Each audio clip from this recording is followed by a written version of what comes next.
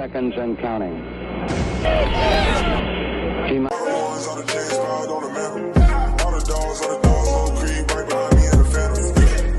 Hey, what's good, guys? It's Clutch City Entertainment here, back with another video.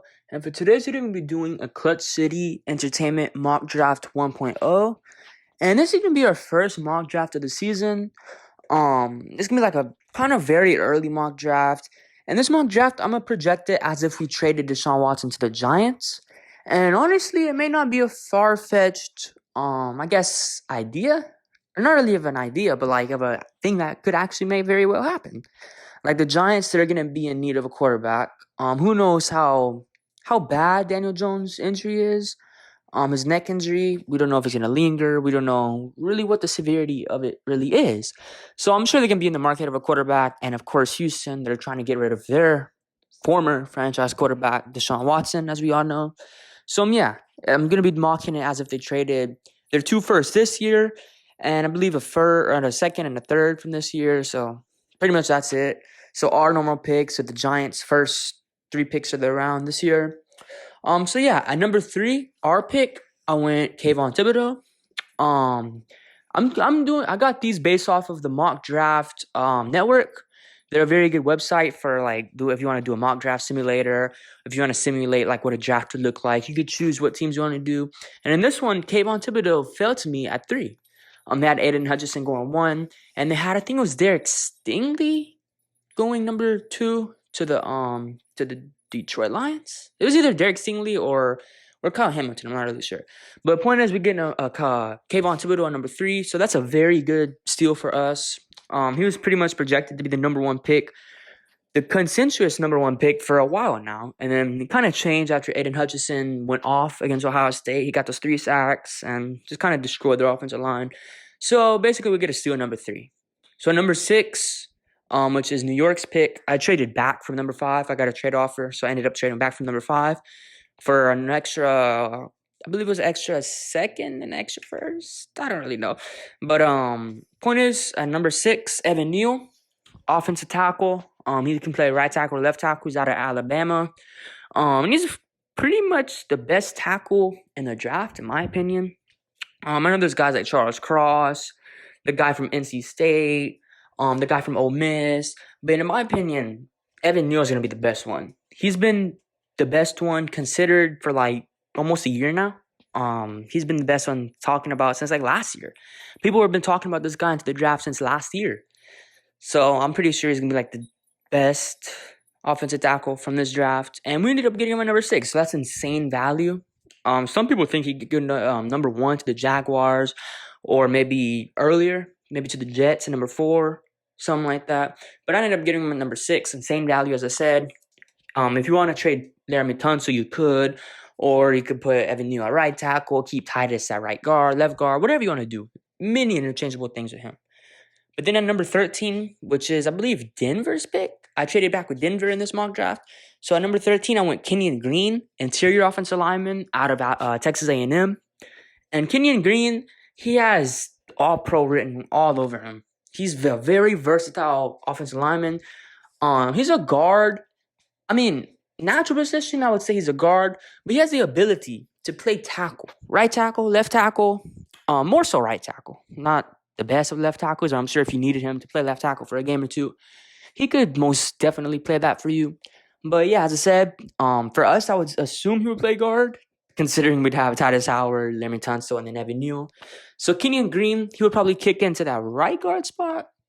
Maybe we keep Max Sharping at left guard. I'm not sure how that would look. Maybe. No, you would have Titus Howard at left guard, actually. So left tackle, it would be Laramie Tunsil. Left guard, it would be Titus Howard. Center, that's where it's kind of, who knows what's going to happen in the center's position. I would bring back Justin Britt for another year. So center, Justin Britt. Right guard, Kenyon Green. Right tackle, of course, Evan Neal. And that offensive line right there, that's insane. That's like 3 of those 5 guys are probably going to be Pro Bowlers at some point. Again, Laramie Tunsil, he's already been to the Pro Bowl. He's probably going to hit another Pro Bowl at some point in his career. Kenyon Green's going to hit a Pro Bowl. And then, of course, Evan Neal. Them 3 are all going to be Pro Bowlers. With Titus Howard, he could be if he keeps improving, he could most definitely be a Pro Bowler. So that offensive line, that's the offensive line for the future. Like for the next, I would say 8 years maybe. Larry Tunsil's what, 28, 27, something like that. He could play maybe to like 37, 38, maybe 39. Andrew Whitworth, I think, is like what, almost going on 40. Still playing phenomenal at left tackle for the Los Angeles Rams. So, yeah, that's a very good offensive line for the next 8 years.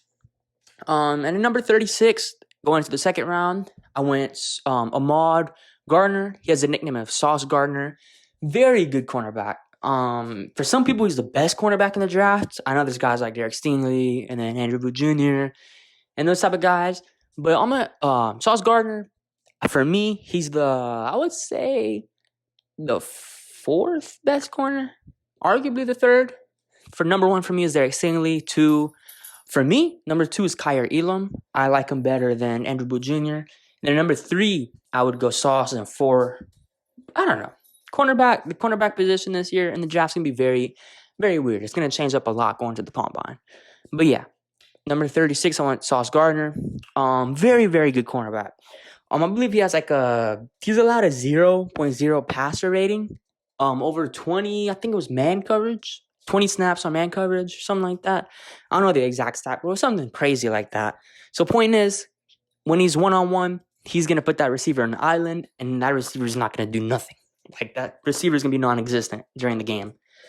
And he also has a knack for catching the ball. Or not a knack, that's not the right word. He has a very good tendency for, I don't think that's the right word either. He has very good ball skills, pretty much. Like, he's a guy that's going to be able to get you interceptions. He's going to be able to maybe do some kick returns, punt returns. Think of him as a Trayvon Diggs, but better coverage. That would be my comparison in a way.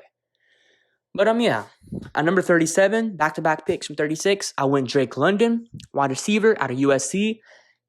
He's absolutely insane. 6'5", former basketball standout.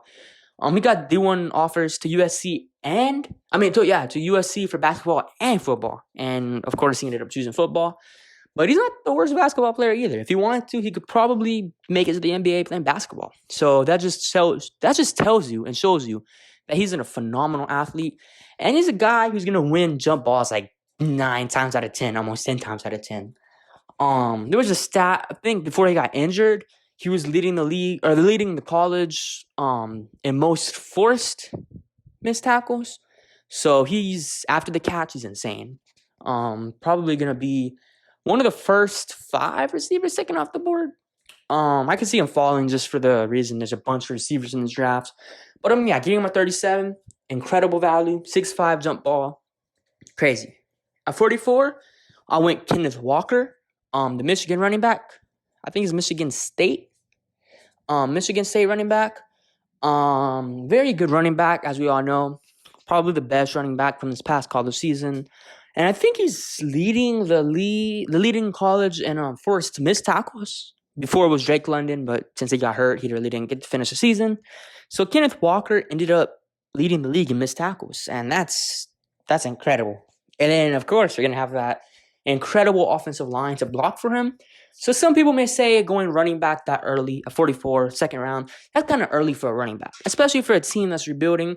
But if you built up the offensive line, you have that offensive line, I wouldn't see why not. Get you a running back, get Davis Mills a weapon, get another threat to add to this offense. So Davis Mills isn't alone when you're throwing it to Brandon Cooks, Drake London, Nico Collins. Get you a running back that you know you're going to be able to depend on, and that's Kenneth Walker.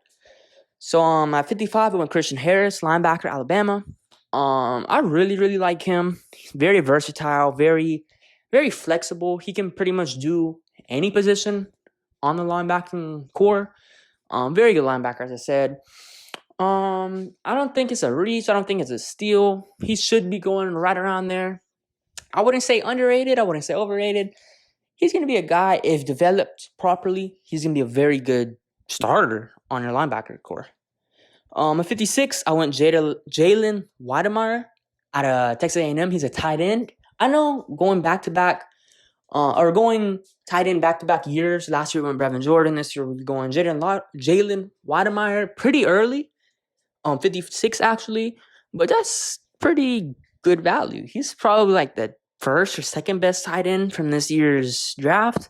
And getting him that early, I mean, not that early, getting him that late, actually, that's incredible. And if we end up switching the offense, maybe we get a guy like Joe Brady, Clint Kubiak, who knows who we're going to get a head coach, or maybe offense coordinator, Pep Hamilton.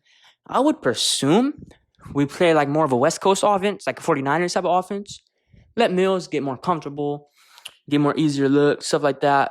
And then getting another tight end, that's pretty crucial. We know the 49ers, they love to use Kittle and I forgot the name of the second tight end, but they have Kittle and that other tight end who's very, very good, and that's a West Coast offense, and it's going to be very critical for us. So imagine Brevin Jordan and Jalen Watermeyer lining up by your tight ends, true tight ends. It's 2 starting tight ends at that. That's insane. 2 insane athletes, 2 okay blockers, could most definitely get better. But pass catching tight ends, run after the catch tight ends, they're incredible. 70, I went Travis Jones, interior defensive lineman.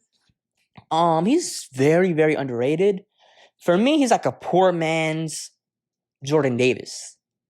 And I think he has the potential to be better than Jordan Davis. Jordan Davis is the defensive tackle out of Georgia. A woolly mammoth of a player.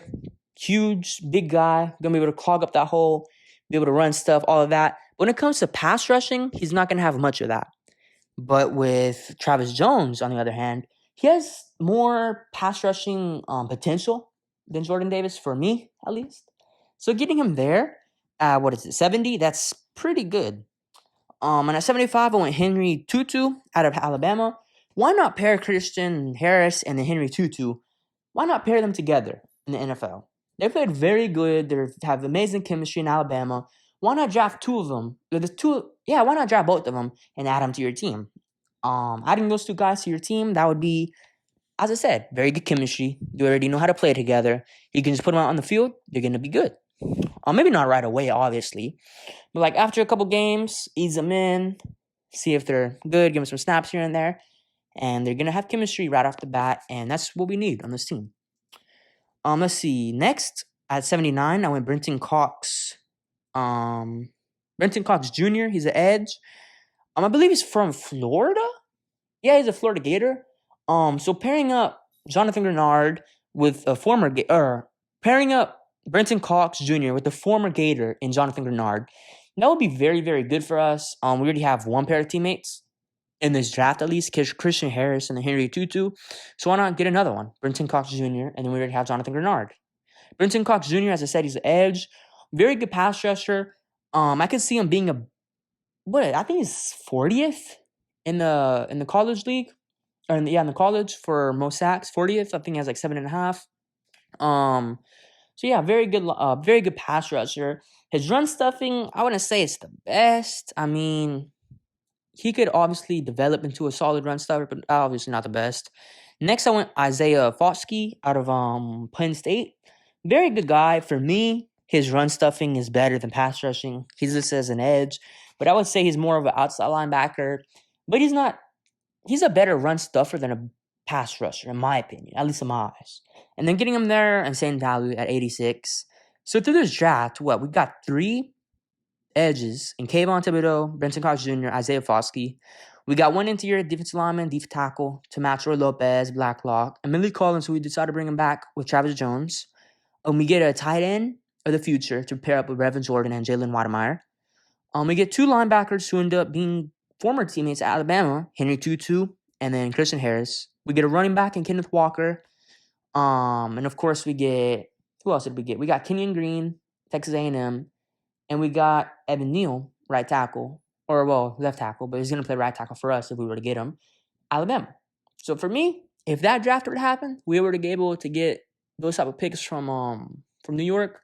If we were to trade Deshaun to New York, this would be my ideal draft. I know I didn't get any secondary help, now that I think about it. I would love to go back and instead of maybe taking, instead of Jalen Watermeyer, I would want to go safety. Maybe we sign a guy like Bean from from Tampa Bay. Oh no, Carlton Davis. I'm sorry, Carlton Davis is gonna be a free agent cornerback this year. Maybe we can sign a guy like him. Then we draft a safety to pair him up. Maybe like Jordan Battle or that Penn State guy, or maybe that Michigan safety. there's a bunch of safeties in this draft that I believe would be able to fall to us 55, 56, maybe early second round, late first round, depending what type of picks we get. But I mean, I would most definitely like to draft a safety in this draft. Cornerback, I mean, I don't know how I did get a corner. I got Sauce Gardner. What am I talking about? Sauce Gardner, he's going to most definitely be our cornerback one. Maybe I would still sign Carlton Davis. Still young. Build up that secondary core. But yeah, as I said, very good draft other than the fact I didn't get a safety. If I could go back, I would draft a safety. But maybe we sign one in free agency. Who knows what we do. But yeah, as I said, very good draft. Let me know what y'all guys think. Let me know what y'all would do different. Would y'all trade back from 3? Would y'all take Kayvon? Would you take Derek Stingley if you were there? Would you go Kyle Hamilton? What would y'all do?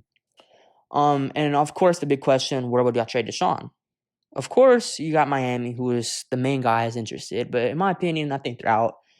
Tua's been playing good. No need for him. But yeah, as I said, let me know what y'all guys think of the draft. What y'all would do with Deshaun. And yeah, I hope you guys have a good day. And of course, have a good Christmas. I'm not sure when this video is going up.